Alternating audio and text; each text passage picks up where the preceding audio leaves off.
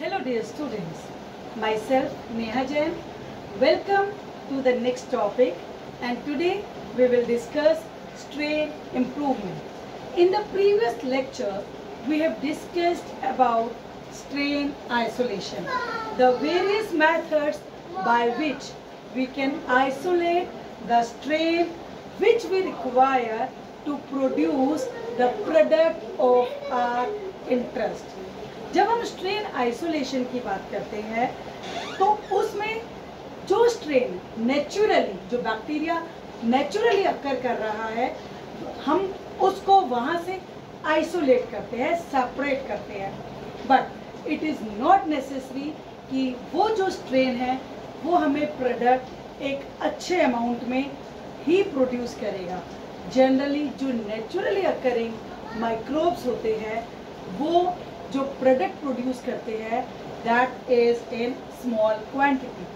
So we have to improve the strain so that that particular strain will produce the product of our interest in large amount.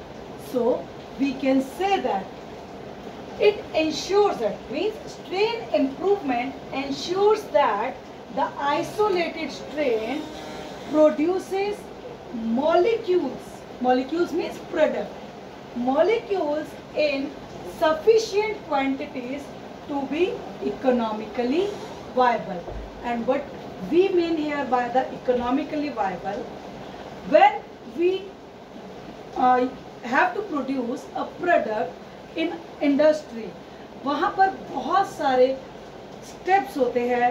पहले हम उसको produce करते हैं, उसके बाद उसको प्यूरिफाई करते हैं, and that all leads to heavy economical input, means बहुत सारा पैसा उसमें लगता है. एंड एट लास्ट अगर ऐसा हो कि जो प्रोडक्ट हम बना रहे थे वो हमें कम अमाउंट में मिलेगा तो हमारे लिए वो प्रोसेस ज़्यादा यूजफुल नहीं रह जाता, because the price of that product will be very high. So our one motive is that the product which is secreted by the particular microbe should be in such great amount, such large amount, so that it is economically viable. And this strain improvement can be generally done by two methods. One is classified as classical genetics and another is genetic engineering. एक method हमारा classical genetics है और दूसरा genetic engineering है. और classical genetics में हम include करते हैं म्यूटेशंस को. हम म्यूटेशंस क्रिएट कर सकते हैं and these mutations are caused by different physical और chemical agents, जिनको हम म्यूटाजेंस बोलते हैं. म्यूटाजन मीन्स जनरेट, जो म्यूटेशन को क्रिएट कर सके. फिजिकल म्यूटाजन का एग्जाम्पल हमारे पास रेडिएशंस आती है, for example UV radiation. Chemical mutagen में बहुत सारी तरह के केमिकल्स आते हैं. इथिडियम ब्रोमाइड जो हम बहुत कॉमनली सुनते हैं टू स्टेन द डीएनए, वो भी एक केमिकल म्यूटाजन है. यहाँ पर जिस केमिकल म्यूटाजन की बात कर रहे हैं वो एनटीजी है. एनटीजी इज नाइट्रोसो ग्वानिडीन, और ये केमिकल यूज किया गया था जब हमने पेनिसिलियम क्राइसोजीनम को इम्प्रूव किया था. Means Penicillium notatum, it is the natural strain. ये नेचुरल स्ट्रेन है जिससे हमें पेनिसिलिन मिलती है. पेनिसिलिन हमें पता है it is an antibiotic discovered by Alexander Fleming. First antibiotic थी. पेनिसिलियम नोटेटम से हमने इसको स्टडी किया था, but the amount which is produced in Penicillium notatum is very small. So by multiple mutations, क्योंकि it is not every time necessary कि हमारी जो mutations होगी वो हमें positive results ही देंगी. So we have to do these mutations multiple times and at a the time multiple mutations also. So these Penicillium notatum, which produces the product in the small amount, is mutated to form a modified strain. Mutated to form a modified strain, or we can say improved strain. और उस improved strain का नाम है हमारे पास Penicillium क्राइसोजीनम, जो हमें Penicillium notatum से approximately 100 times more penicillin का प्रोडक्शन देता है. 100 times. So it is very good amount. So this is about the classical mutations or the classical methods of the strain improvement. Now move to the genetic engineering.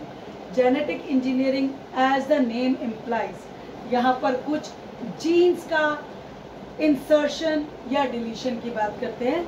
In most of the cases हम अपने interest का gene insert कर देते हैं और वो gene हमारे interest का product produce करता है and we will isolate the product.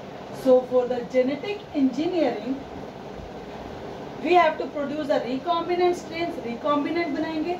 recombinant का मतलब है कि हमने एक DNA सेगमेंट के अंदर एक फॉरेन DNA सेगमेंट डाल दिया. ये हमारा एक ओरिजिनल DNA सेगमेंट था, इसको क्लिक किया और ये हमारे इंटरेस्ट का था, तो ये हो गया recombinant because two different DNAs are present. So it is now recombinant strain. अब हमारे पास क्या है कि ये जो रिकॉम्बिनेशन होता है ये कर किस लिए रहे हैं? फॉर मैनिपुलेशन, जिससे हमें जो अमाउंट मिले वो लार्ज क्वांटिटी में. For example Humulin. ह्यूमिलिन क्या है? It is recombinant insulin. Human का इंसुलिन का जीन हमने बैक्टीरिया के अंदर डाला और वहां से इंसुलिन को आइसोलेट कराया. HBS antigen, hepatitis B surface antigen, which is used to prepare the vaccine against the hepatitis B. Interferons, interferons जो एंटीवायरल एजेंट्स होते हैं वो सब हमने जेनेटिक इंजीनियरिंग टेक्निक बनाए हैं और हमें पता है हमें इसके लिए क्या क्या चीज़ों की ज़रूरत होती है. We need restriction endonucleases, specific restriction endonucleases हमें चाहिए. ये हमने चैप्टर 1 के जो वीडियोस बनाए हैं वीडियोस में देखा है. Cloning and expression vectors, different host cells according to the requirement of the expression. So this is general introduction about the genetic engineering methodology for the strain improvement.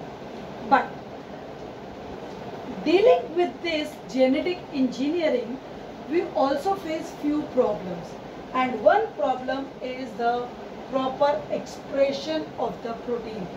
मान लीजिए हमने यूकैरियोटिक जीन लिया और उसको prokaryote के अंदर डाल दिया, तो क्या वो प्रॉपरली एक्सप्रेस करेगा? No, it cannot properly express. So these problems can be rectified. We have also discussed it earlier that we have to use the proper host cells. And moreover, for example, जैसे हमने human insulin gene को bacteria के अंदर डाला है और उससे product भी बनाया है, तो हम इसको सॉल्व कैसे कर सकते हैं? जब भी हम कोई एक फॉरेन जीन किसी होस्ट के अंदर डाल रहे हैं तो हम उसके साथ रेगुलेटरी फैक्टर्स ज़रूर डालेंगे. प्रोमोटर्स, हमें प्रोमोटर्स ज़रूर ऐड करने हैं, रेगुलेटरी फैक्टर्स ऐड करने हैं जीन से पहले, जिससे उसका प्रॉपर एक्सप्रेशन हो जाए.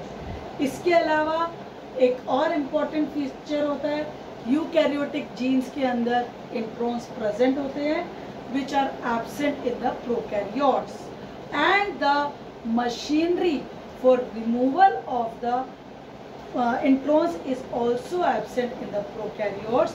तो हमें यूकैरियोट्स का अगर जीन यूज करना है तो उसके अंदर जो इंट्रॉन के सेगमेंट्स हैं उसको पहले ही रिमूव करना होगा। तो दो यहाँ पर मेन फीचर्स हमने डिस्कस किए।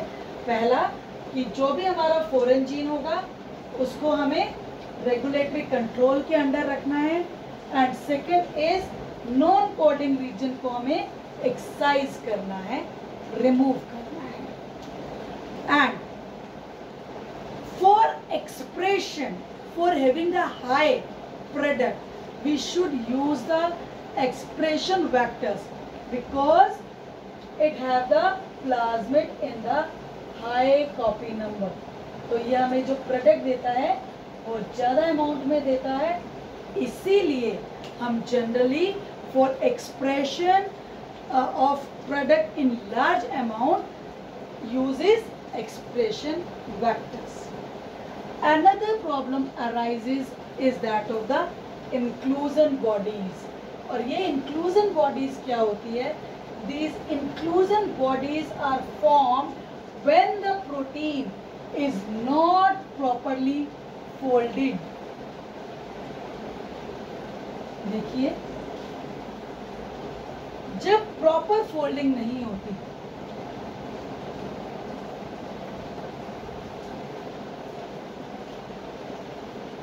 तो क्या बनती है हमारे पास? कुछ एक्स्ट्रा बॉडीज बन जाती है।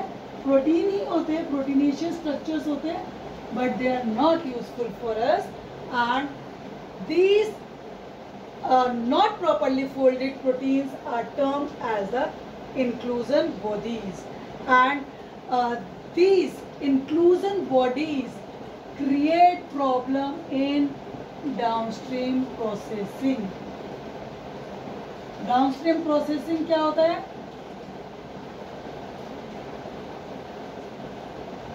डाउनस्ट्रीम प्रोसेसिंग है प्यूरिफिकेशन।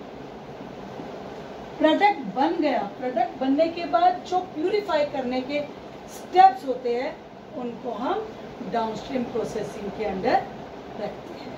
इसके बाद एक और हमारे पास टॉपिक आता है, that is use of eukaryote for expression of eukaryotic gene.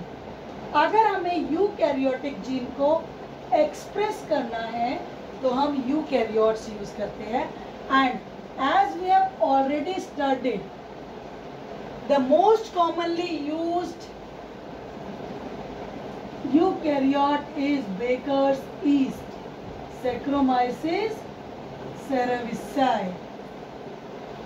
ये हम मोस्ट कॉमनली यूज करते हैं, but the problem for the protein expression is also with Saccharomyces. यहाँ पर एक्सप्रेशन का प्रॉब्लम नहीं होता, यहाँ पर अमाउंट का प्रॉब्लम होता है। The amount of protein produce is generally smaller, less. तो इसका भी एक ऑल्टरनेटिव है, अनदर ईस्ट।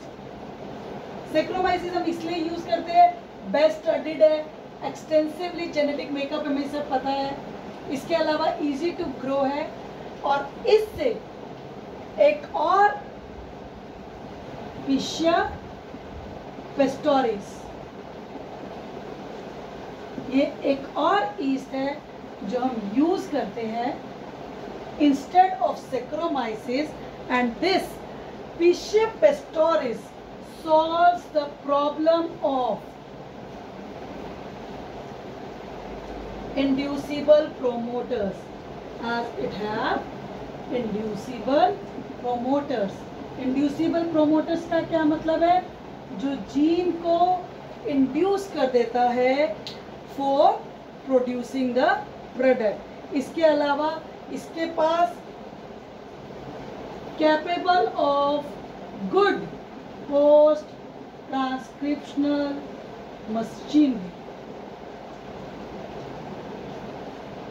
ये सैक्रोमाइसिस में भी होती है, एंड हम ये कहते हैं कि पिशिया पेस्टोरिस की ये मशीनरी सिमिलर है as to that of the human cell, so it is more better. Therefore, one question arises here, why Pichia pastoris is considered a better yeast or a better eukaryote in place of Saccharomyces cerevisiae to produce the proteins. So, this is all about the strain improvement.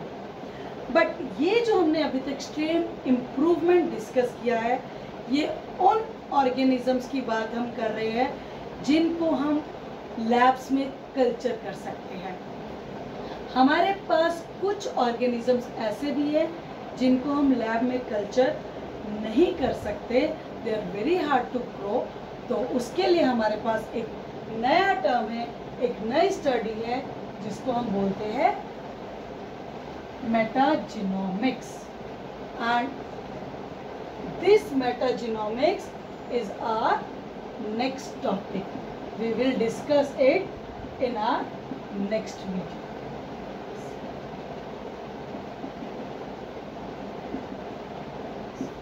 Metagenomics.